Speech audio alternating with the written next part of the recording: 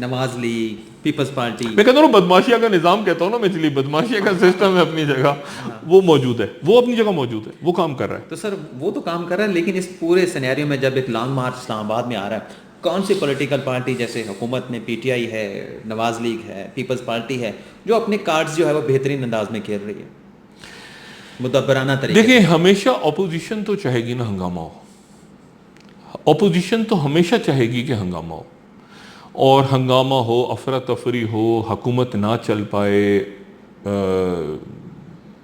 ایک مطلب شور شرابہ ہو.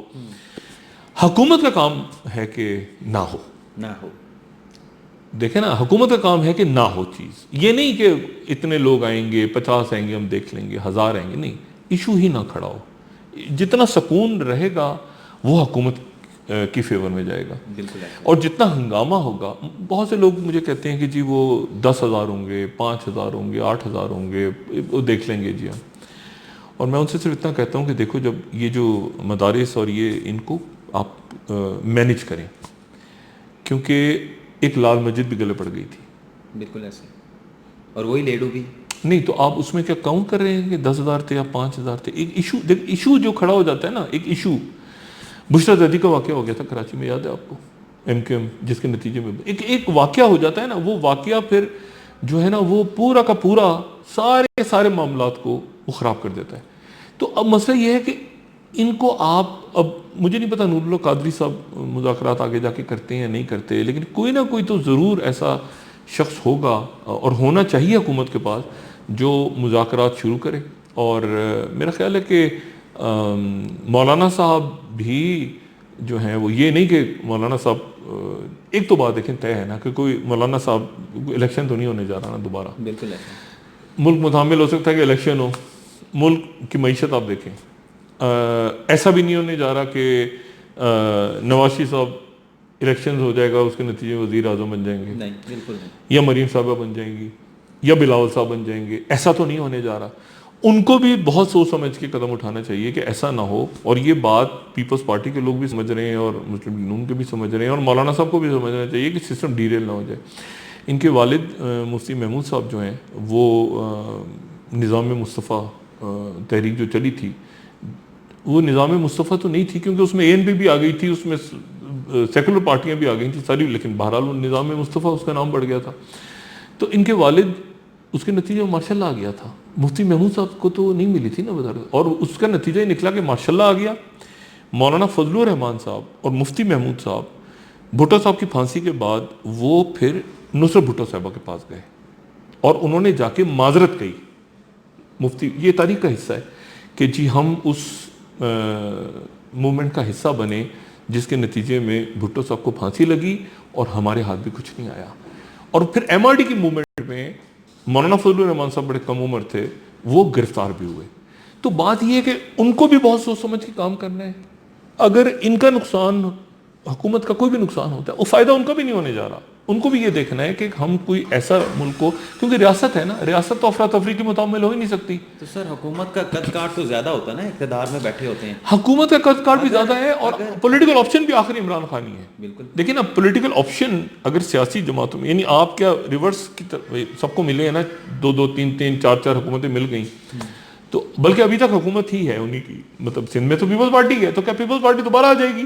ابھی تو حکومت سے نکلے ہی نہیں ہے نا وہ. اسی طرح سے میاں نواز شریف صاحب کی ابھی تو میرے خیال سے سال پہلے تو گئے ہیں پنجاب میں، پنجاب ابھی تک پنجاب میں انہی کی حکومت ہے ایک طرح سے دیکھا جائے، بیوروکریٹس میں باقی ہر جگہ. تو پنجاب میں دوبارہ میاں نواز شریف صاحب ابھی موجود تو ہیں. تو بات یہ ہے کہ عمران خان صاحب کو بس یہ چیزیں مینیج کرنی ہے. کنٹرول، جہاں کنٹرول کرنا ہے کنٹرول کریں، جہاں مینیج کرنا ہے مینیج کریں. اور باقی جو جماعتیں ہیں ان کو بھی اندازہ ہونا چاہیے کہ افراتفری اگر ملک میں پھیلتی ہے ان کے ہاتھ بھی کچھ نہیں آئے گا. اور عمران خان صاحب کی اپنی گورننس اور باقی جو عوام کے مسائل ہیں اپنی ٹیم کے، جو جس کے اوپر سب ظاہر ہے کہ بات کرتے ہیں. اور یہ بھی دیکھنا چاہیے کہ بدماشیہ کا سسٹم وہ کس حد تک توڑنے میں کامیاب ہوتے ہیں. دیکھیں ایک سب سے بڑی امپورٹنٹ بات، یہ جو پنجاب کے اندر ایشو ہوا ہے نا پولیس اور بیوروکریسی کا، اس کے نتیجے میں بیوروکریسی اور پنجاب کی پولیس مکمل طور پہ ایک دوسرے کے آمنے سامنے. اور اس کا فائدہ کس کو ہوگا؟ اس کا فائدہ جب یہ مارچ شروع ہوگا تو آپ کا خیال ہے پنجاب پولیس وہاں پہ عمران خان صاحب کے لیے روک رہی ہوگی؟ نہیں روک رہی ہوگی. لیکن یہ وہ چیزیں ہوتی ہیں جو ایکچولی خاص وقت پہ جا کے خاص جگہوں پہ جا کے, یعنی وہ کیونکہ کلیش ہوا ہوگا نا اس وقت بیوروکریٹس اور, تو وہ مارچ کو وہاں سے کوشش کر رہے ہوں گے کہ ہماری طرف سے تیزی سے نکلے اور اسلام آباد جا کے پہنچے. وہ کیا بیچ میں پڑیں گے پڑے میں. لیکن سر جب آپ بدماشی کی بات کرتے ہیں, آپ یوٹیوب کے اوپر ہمارے جو ویورز ہیں وہ دیکھتے ہیں, وہ کہتے ہیں ڈاکٹر صاحب نے جو ہے نا کوئی ٹلٹ لے لیا ہے, ٹرن لے لیا ہے, اب بدماشیہ کے خلاف بات کرتے کرتے بدماشیہ کے آپ حق میں آ گئے. کوئی اس طرح کے کامنٹ. کون سی بدماشیہ حق میں؟ میں تو پہلے دن سے کہہ رہا ہوں کہ وزیر اعظم ہاؤس میں بدماشی بیٹھی ہے. میں تو پہلے دن سے. یہ جعلی کمپنیاں کس کی تھیں؟ سپریم کورٹ نے کہہ دیا نا کہ ڈاکٹر شاہد کی نہیں تھی, تو پھر کس کی تھی؟ دیکھیں بات یہ ساری کہ کس کی تھیں, کسی کی تو تھی نا, ہر ایک کو پتا ہے کس کی تھی. تو بات یہ ہے کہ مطلب میں تو پہلے دن جب عمران خان صاحب مجھے ملے تو میں نے کہا عمران خان صاحب چیلنج ہے, آپ یہ جعلی کمپنیاں کس کی تھیں ان کو نہیں پکڑ سکیں گے, اور آج کے دن وہ نہیں پکڑ سکتے.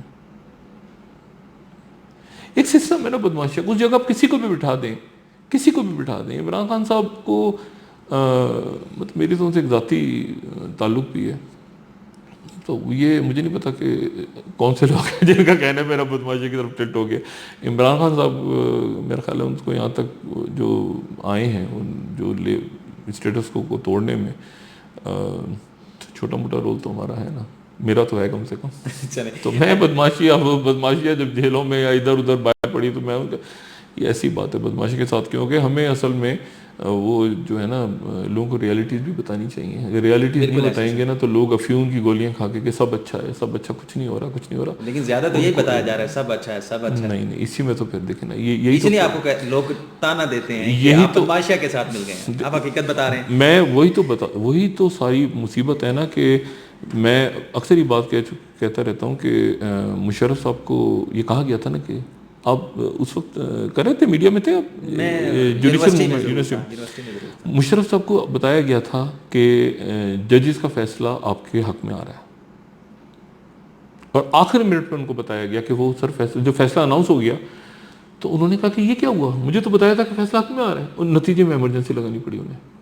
ایمرجنسی انہوں نے نہیں لگا. دیکھیں بات یہ ہے کہ جب مشورہ ہی غلط دیا جائے, ایڈوائس ہی غلط دی جائے, سر کچھ نہیں ہے سر, وہ ہم سنبھال لیں گے سر 12 مئی, کچھ نہیں ہے سر کراچی میں. سر نئے انتخابات دیکھ رہے ہیں؟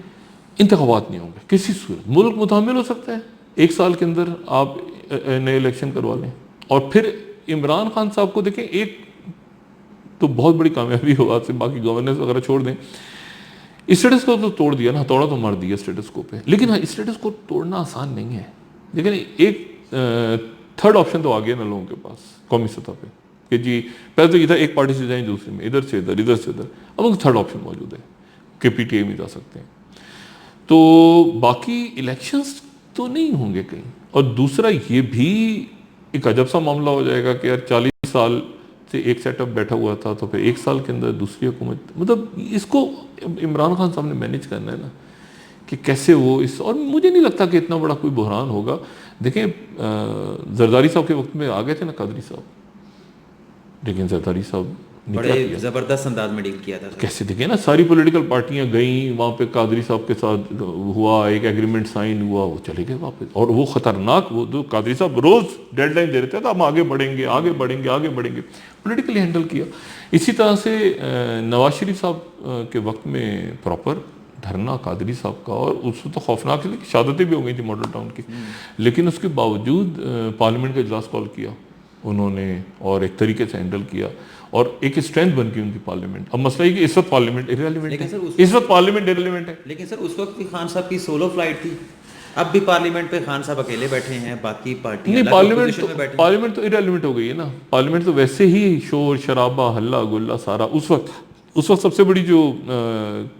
سے بڑا ادارہ کھڑا ہو گیا تھا دھرنے کے خلاف, وہ پارلیمنٹ کھڑی ہو گئی تھی. بالکل ایسے, لیکن ایسے ہی تھا نا, پارلیمنٹ کا اجلاس کال ہو گیا تھا. اب کون کھڑا ہوگا دھرنے کے؟ یہ عمران خان صاحب کو سوچنا ہے نا, کیونکہ عمران خان صاحب کو سوچنا ہے نا کہ اس وقت پارلیمنٹ کھڑی ہو گئی تھی اور اندر اجلاس ہو رہا تھا اور تقاریر ہو رہی تھیں، اور یاد کریں اعتزاز احسن کی تقریر اور چودھری نثار، فضل الرحمان کی اور خورشید شاہ اور یہ اور آگے پیچھے یہ وہ سارا، استعفے دینے نہیں دینے، کتنے لوگ پی ٹی آئی کے لوگوں کے اندر ڈویژن ہو گئی تھی، کچھ کہہ رہے تھے استعفے دیں، کچھ کہہ رہے تھے نہیں دیں گے، یہ ہوگا وہ ہوگا، سارا باہر دھرنا، سپریم کورٹ کا سیشن ہو رہا ہے، انہوں نے کہا تھا یہاں سے ہٹائیں آپ. اب یاد کرنا پورا منظر. تو اب صرف یہ کہ اب عمران خان صاحب کو میرے خیال سے اگر یہ دھرنا ہی آ جاتا ہے 5,000 2,000 3,000 چھوڑ دیں کو جتنا بھی آتا ہے اور بیٹھ جاتے ہیں آ کے، تو میرا خیال ہے کہ یا تو ایک تو لا اینڈ آرڈر، ایک تو ریاستی ادارے افراتفری نہ پھیلے. پارلیمنٹ کا کیا رول ہوگا؟ کیونکہ مجھے اس بات کا کیا کہنا چاہیے کہ گمان ہے کہ شاید مسلم لیگ نون اور پیپلز پارٹی ریزائن بھی کر جائیں پارلیمنٹ سے، کیونکہ نواز شریف صاحب کے کوئی اسٹیک نہیں ہے